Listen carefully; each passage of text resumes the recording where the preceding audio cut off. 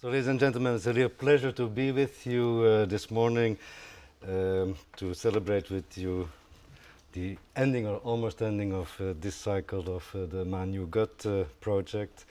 You've been working on a very interesting field. It is, and a field, no doubt, where we see more developments. Also support through the European Commission in the near and not so near future. So it's a real pleasure to be here with you. I hope you do appreciate the security measures we've taken outside. So we don't do this every week. So good. So the purpose of my talk this morning is to remind you of what we are trying to do through Food 2030. I would hope you're somewhat familiar with the Food 2030 framework. I'll say a few words about our current thinking and work indeed within the European Commission on the microbiome in general. And I'll conclude by saying a few words again about the Horizon Europe proposal that the Commission has made to Council and Parliament that is currently under discussion between the three institutions, and where hopefully in the months to come we'll see some major decisions to be made. So, why are we here when we talk about Food 2030 and when we talk about food systems in general? The basic reason is that when we look at the food system finds itself at the heart of some of the major challenges that we as a society, on the planet are faced with. To start with, people themselves. You are of course aware that between now and let's say 2050, between 2 and 3 billion people more will walk the surface of the earth, and of course these people expect to be fed, and not just to have the calories, but actually to have nutritious and healthy food. And of course, when you're working on the microbiome, that immediately resonates with your own interests. But it's a tremendous challenge. So when we make the calculation, this translates into something between 50 and 60% increase in food demand in the years to come. So this is not going to fall out of the blue sky. We have to tackle that.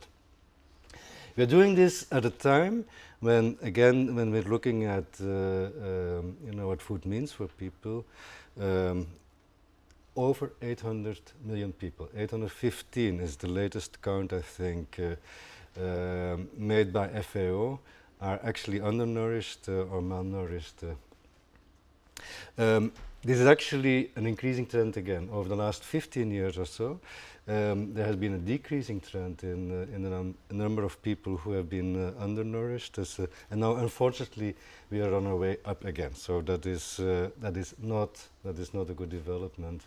And yet, at the same time, around 2 billion people are overweight or obese. And of course, that results into all sorts of consequences for their health, non-communicable diseases, and so on. And while we are doing that, while we do not manage to get sufficient food to over 800 million people, why 2 billion people in one way or another are overfed, we waste 1/3 of the food that we have. And all that is happening at times when we are creating more and more pressure on the environment, where we're using more and more resources, energy, fertilizers, chemicals, land, to produce the food that we eat. And in fact, when we look at the food system as a whole, we'll see that it's not just the transport sector, or not just the industrial sector, or not just the energy sector. Actually, the food system contributes around 25% of all greenhouse gas emissions. So it's a fact, something that cannot be denied. And it means that when we're looking at some of these grand challenges in terms of climate change, that we need to take full account of the food system. And Chair, I'm aware of the time. So, for all these reasons, so we made this analysis, and of course you're aware of this analysis, you're familiar with this. And for that reason, we started a process around 3 years ago that resulted in what we call Food 2030. So it's a policy framework, basically looking at the future and trying to think through what would it require to achieve the food system transformation that we need to meet all these challenges that I was just trying to describe to you. to ensure a sustainable supply of food, a nutritious supply of food, without undue pressure on the environment, on the planet as a whole. So a food system that can work within the safe boundaries of what the planet can take. And at the heart of Food 2030 is food system thinking. So we are not just interested in what what is happening in the gut. Of course, we are interested in that, but not just that. We are not just interested to try and understand what's happening in agricultural fields or in the processing industry. No, we think if we really want to make an impact, if we want to make a difference, if we want to achieve real results, we can only do that if we try and understand the in and out of the food system as a whole. So, for instance, you are what you eat. So, you're microbiome people, gut people. So, and you will be aware that the diet that we're consuming to a large extent will affect the microbiomes with its so it means that we should not just understand what's happening in the gut, but we should understand what's happening in the food, and we should understand what's happening in how along the food production chain where we source our food from. And therefore, for Food 2030, we have identified like 4 major sets of objectives that we want to address, and they deal with food and nutrition security, with climate change, evidently, with circularity and sustainability, and with innovation and empowerment of communities. If there's something that we have learned throughout the years when we are designing our research innovation programs and implementing our projects, is something that we have learned is that it's not sufficient to have a bright idea. It's not sufficient to have a well-performing technology. It's not sufficient to be excellent in research and to have world-class science if at the end of the day you do not know how it relates to consumers, how it relates to citizens, what it means for them, what are their aspirations, what are their needs, what are their expectations. So this empowerment of communities is absolutely essential in that sense. So for that reason we have Food 2030 and we plan to continue developing this. Here's a few quick examples how when we are looking at each of the 4 priorities which I quickly mentioned to you, we can translate this in very concrete targets that we need to achieve, and then at a more realistic level, what it could mean in terms of the sort of research that we think should come through. Now moving into the microbiome. So being the food and nutrition people of the European Commission, of course we have an interest to understand what the microbiome means for the food system as a whole. And therefore, that's the way we try and organize ourselves. And so we are not just doing this by ourselves, we are doing this, for instance, with our colleagues in the Health Directorate, and we'll hear from Dirk in a minute about what's happening there. And we are trying to understand how it is all connected. And I think microbiome is a wonderful, wonderful example of system thinking. There's microbiome in agricultural soils and in the environment. There's microbiome in plants and animals, in our food. There's, of course, once we have eaten the food, and indeed once we get rid of our food, there's also a microbiome there. So it is all part of one interconnected system. So, and therefore, microbiome, I think, is a wonderful example of things that we can address through food system thinking. Microbiome as well is an area, a field that is incredibly complex. And this, I don't need to explain that to you. You're the scientist, you're the specialist. So the challenges are enormous. The potential benefits, if we can get a handle on it, if we understand what it does, and if we understand how we can use it to advantage, are also enormous. I could maybe make a quick comparison. The work that a few decades ago was done on the human genome.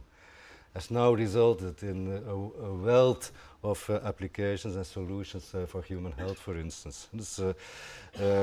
Now, can we do something similar for microbiome? These are valid questions.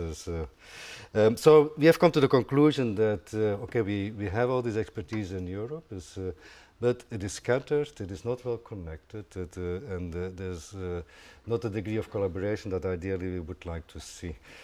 So within Europe we need to get organized, but also at an international level. And so with our international partners we have created a body that we call the International Bioeconomy Forum, which is looking at actually the bioeconomy in general. When I'm talking about the bioeconomy, I'm referring to an economy which is based on the use of renewable biological resources rather than fossil resources. And within this international bioeconomy, we have partners across the globe. We have created a number of working groups, one of which indeed is a microbiome working group. And some of you will be aware and will actually be present in Canada at the end of next month, when we will have a first fully blown meeting of this microbiome working group, where indeed with our international partners and with a range of European partners, we will discuss where to put our priorities, and we'll discuss options and opportunities on how to collaborate and indeed share the work with our international partners. So that's an important initiative, and it does illustrate how also on the side of the Commission we are paying an awful lot of attention to what is happening in this field. So, coming to the third part of my intervention here, and that deals with Horizon Europe. I take it that most of you will be aware of the proposal that was made earlier this year by the Commission. And so we move from Horizon 2020 to Horizon Europe. Those of you who are familiar with Horizon 2020, and I think almost all of you will, even if the current project is funded under FP7, when you look at the proposal, you'll see that there's a lot in there that will be rather familiar to you. So there's a pillar that is looking at excellence in science. There's a pillar that is dealing with global challenges, and there's a pillar that's dealing with innovation. Indeed, the Horizon Europe proposal is a research and innovation program, so it does illustrate and it does make the point that we are not just satisfied in supporting world-class research, we want to see it coming to fruition, to real applications, to have real impact in markets, in health applications, in products, in services, and so on, and to really lead to meaningful benefits for citizens at large. Now, the area where this audience probably has the most interest, or a primary interest, would be in this second pillar, which is dealing with global challenges and industrial competitiveness. In there we have a number of what we now call, rather than societal challenges, we now call it clusters. And, why clusters? Basically to illustrate that we want to work together across the board. We are not thinking so much in terms of particular sectors or particular technologies. No, we are really interested to bring all sort of expertise and competence together wherever we need to find it. So, and here's these 5 clusters that we have proposed. One is dealing with health, and one is dealing indeed with food and natural resources. And what you will see is that when you compare the budgets here to similar societal challenges under Horizon 2020, especially the food and natural resources, you will see a very substantial increase in the proposed budget as compared to Horizon 2020. And it does indicate the will of the Commission, the interest of the Commission, and indeed the urgency that the Commission has identified to invest in this particular field and area. And when we're talking about microbiome, the 2 first clusters where you want to have a look is evidently the health cluster and the food and the natural resources cluster. What is currently happening is that the proposal is being discussed by the Council of Ministers, so these are the member states, and the Parliament. That is why those two institutions, because they hold the purse. They are the budgetary authority. So the Commission has made a very ambitious proposal, a proposal which moves from 80 billion to in Horizon 2020 to 100 billion in Horizon Europe, a proposal which moves from 4 billion in societal challenge that is dealing with the bioeconomy, under which, for instance, food is also being funded in Horizon 2020 to 10 billion. So it's a very ambitious proposal. Now, an agreement needs to be found between the Commission and the European Parliament and the Member States on what the final program will look like. These discussions are in full swing. They're going very well. They're going in a very constructive atmosphere. But of course, it's very much a political decision, and it is a very heavy budgetary decision. So for the time being, there's not too much that we can do. We have to wait and see what is going to happen. If things go really well, the major political decisions could be made sometime in the spring of next year.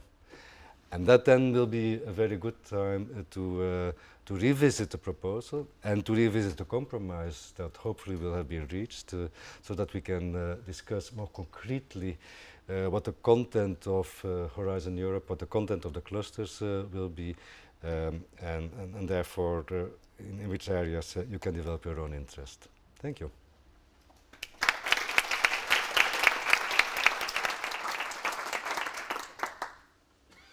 Any questions from the floor?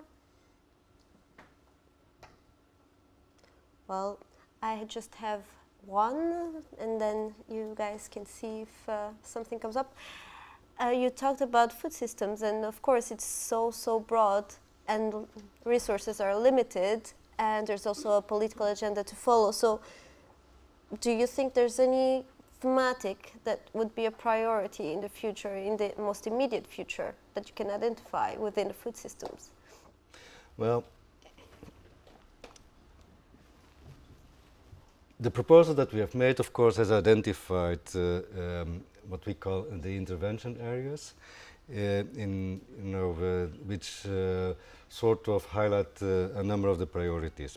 I think the priorities and the thematics that we would have a major interest in will actually be driven by the challenges that I had identified in my very first slide, which I called the perfect storm.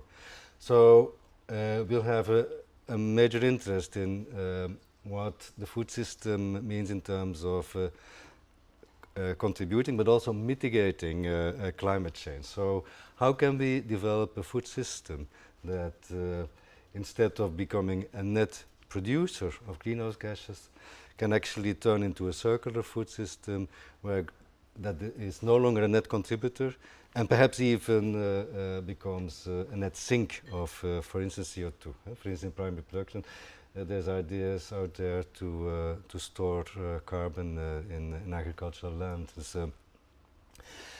There will be a major shift also, I think, or major interest, not just in the food production side of things, but very much so in the food consumption side and dietary patterns. And there I see a very strong link in the work that is happening within MyNewGut. That will be terribly important as well. So it's not, we are not just talking about food security, we are talking about food and nutrition security. It's not just about sufficient number of calories, it is about having the access to the right nutrients so that you can have a healthy lifestyle. So that is going to be a very important field as well. Yep. Thank you very much. Any other questions? No? Well, thank you very much.